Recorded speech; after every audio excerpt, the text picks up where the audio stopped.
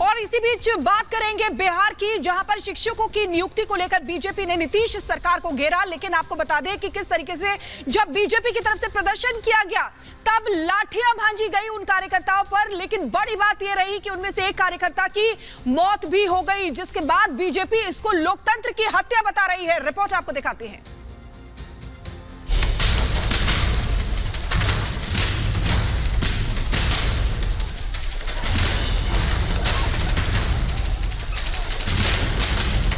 बिहार में समय समय पर सुशासन राज की असलियत सामने आती रही है।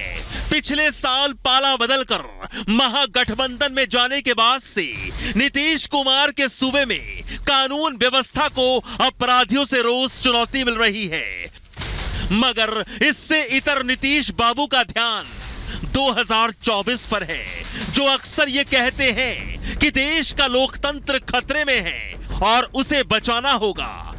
मगर विरोधाभास देखिए कि उन्हीं के बिहार में लोकतंत्र इस कदर दम तोड़ रहा है।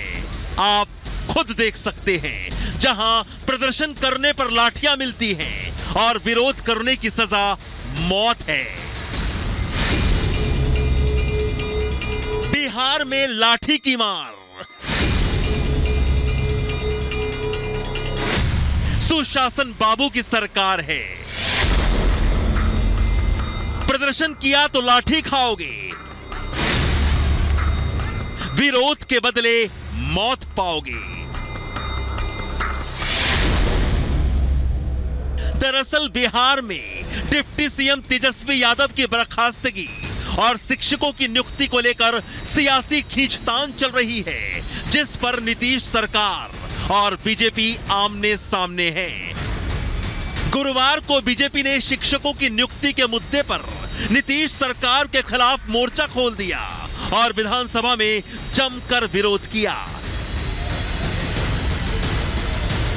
जिस पर सदन में मौजूद मार्शल ने 2 बीजेपी विधायकों को बाहर कर दिया। फिर क्या था, बीजेपी विधायकों ने सदन से वॉकआउट कर दिया और गांधी प्रतिमा से मार्च निकालना शुरू कर दिया। बीजेपी कार्यकर्ताओं का यह मार्च जब पटना के डाक बंगला चौराहे पर पहुंचा तो पुलिस ने कार्यकर्ताओं पर बल प्रयोग किया। जहां पटना पुलिस ने बीजेपी नेताओं पर पहले वाटर कैनन का इस्तेमाल किया, आंसू गैस के गोले छोड़े। इसके बाद भी जब मामला शांत नहीं हुआ तो पटना पुलिस ने बीजेपी कार्यकर्ताओं पर लाठीचार्ज कर दिया, जिसमें कई कार्यकर्ताओं को चोटें आई तो वहीं एक बीजेपी कार्यकर्ता की मौत हो गई। गैस के गोले भी छोड़े जा रहे हैं, लाठीचार्ज कर दिया है। एक तरीके से देखिए, ये भाजपा के कार्यकर्ता जो है खदेड़ दिए गए। पुलिस बल एक तरफ मौजूद, दूसरी तरफ भाजपा कार्यकर्ता डाक बंगला की तरफ, और ये देखिए आंसू गैस के गोले छोड़े जा रहे हैं। मृतक बीजेपी कार्यकर्ता का नाम विजय कुमार सिंह है, जो कि जहानाबाद में बीजेपी का महामंत्री था। बीजेपी ने कार्यकर्ता की मौत को हत्या बताते हुए आरोप लगाया कि पटना पुलिस की लाठीचार्ज में कार्यकर्ता की मौत हुई। बीजेपी अध्यक्ष जेपी नड्डा ने नीतीश सरकार पर हमला बोलते हुए कहा कि कार्यकर्ताओं पर लाठीचार्ज राज्य सरकार की विफलता और बौखलाहट का नतीजा है। महागठबंधन की सरकार भ्रष्टाचार के किले को बचाने के लिए लोकतंत्र पर हमला कर रही है। जिस व्यक्ति पर चार्जशीट हुई है उसको बचाने के लिए सीएम अपनी नैतिकता तक भूल गए हैं। तो वहीं दूसरे बीजेपी नेताओं ने भी सीएम नीतीश कुमार से जवाब मांगा। ये हमला पूरी तैयारी था, पूर्व नियोजित था, पूर्व नियोजित षड्यंत्र था, और इस षड्यंत्रकारियों का ये सरकार की उल्टी गिनती शुरू हो गई है। आज के बाद इन्हें तो जाना ही होगा। पलटू राम तुम्हें तो जाना ही होगा, चाहे जो भी सूरत हो।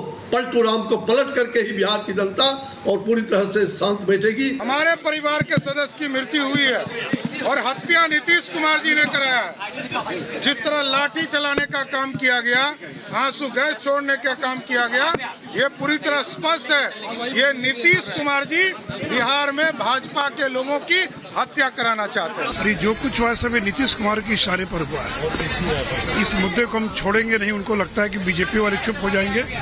हम सदन के भीतर भी लड़ेंगे और सदन के बाहर भी लड़ेंगे। और जो हमारे कार्यकर्ताओं को, सांसदों को, विधायकों को जो चोट लगी है, ये खून बेकार नहीं जाएगा और बिहार की जनता इसका बदला लेने का काम करेगी। इस पर चिराग पासवान और जीतन राम मांझी ने भी नीतीश सरकार पर जमकर निशाना साधा। जहां चिराग पासवान ने नीतीश कुमार से पूछा कि क्या बिहार में अघोषित आपातकाल है, तो जीतन राम मांझी ने कहा कि सीएम पर हत्या का मुकदमा चलना चाहिए।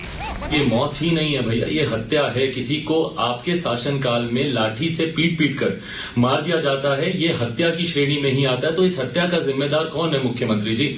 आप प्रदेश के मुख्यमंत्री होने के साथ साथ हमारे प्रदेश के गृह मंत्री भी हैं। ये जवाबदेही मुख्यमंत्री नीतीश कुमार जी की बनती है कि भैया उनके खिलाफ उठने वाली हर आवाज को शांत करने के लिए लाठी का इस्तेमाल क्यों किया जाता है? ये प्री प्लानिंग था कि हम जो आएंगे प्रदर्शनकारी उनको हम मारेंगे, और बुरी तरह से लोग मारा है। लोग हम समझते हैं कि जनतंत्र में इसकी जगह नहीं है जो किया गया है। इसलिए हम तो यही समझते हैं कि ये माननीय नीतीश कुमार जी का एक कातिलाना हरकत है। हम उन पर कहते हैं 302 का मुकदमा उन पर चलना चाहिए। इस्तीफा तो हो ही, 302 का मुकदमा उन पर चलना चाहिए। कार्यकर्ता की मौत के बाद बीजेपी की तरफ से आरोपों की बौछार पर महागठबंधन ने भी जवाब दिया। आपने हुड़दंगाई की, लंपटाई की सड़कों पर, तो शासन का कर्तव्य है कि हम लाइन ऑर्डर को भी कंट्रोल रखें। आंसू गैस के गोले छोड़ करके नियंत्रित करने की कोशिश की, लेकिन भाजपा के गुंडाई प्रवृत्ति के लोगों ने जिस तरह से पुलिस बल के साथ बदसलूकियां की, डंडे का प्रहार किया, तो लाइन ऑर्डर को कंट्रोल करना पुलिस का भी कर्तव्य बन जाता है। कि ये हुड़दंग ये किया गया था डिरेल करने के लिए किसी के आदेश से, लेकिन संभव नहीं। तो वहीं बीजेपी के हमलों पर सूबे के डिप्टी सीएम तेजस्वी यादव भी बोले। भी नहीं था उसमें, ये तो बेकार का हुड़दंग कर रहे हैं। 18 साल तक कौन था भाई यहाँ सरकार में? अरे हम तो, मेरा जवाब दीजिए ना, ये कौन था? ये महागठबंधन की सरकार बनी है तब ना राज्य के, तब बहाली निकाली गई, तब जो है राजकीय जो दर्जा जो है वो दिया जा रहा है। और कोई छोटी मोटी जो शिकायत होगी, संवाद कर रहे हैं हम, संवाद में। साफ है कि बिहार में महागठबंधन और बीजेपी के बीच बार पलटवार जारी रहेगा, मगर लोकतंत्र में प्रदर्शन के अधिकार को अगर पुलिस की लाठी से कुचला जाएगा तो ये जनतंत्र के लिए ठीक नहीं। कम से कम उन लोगों के लिए लोकतंत्र बचाने की बात शोभा नहीं देती जो अपने ही राज्य में ऐसा करने में नाकाम होते हैं। Bureau report, Republic Bharat.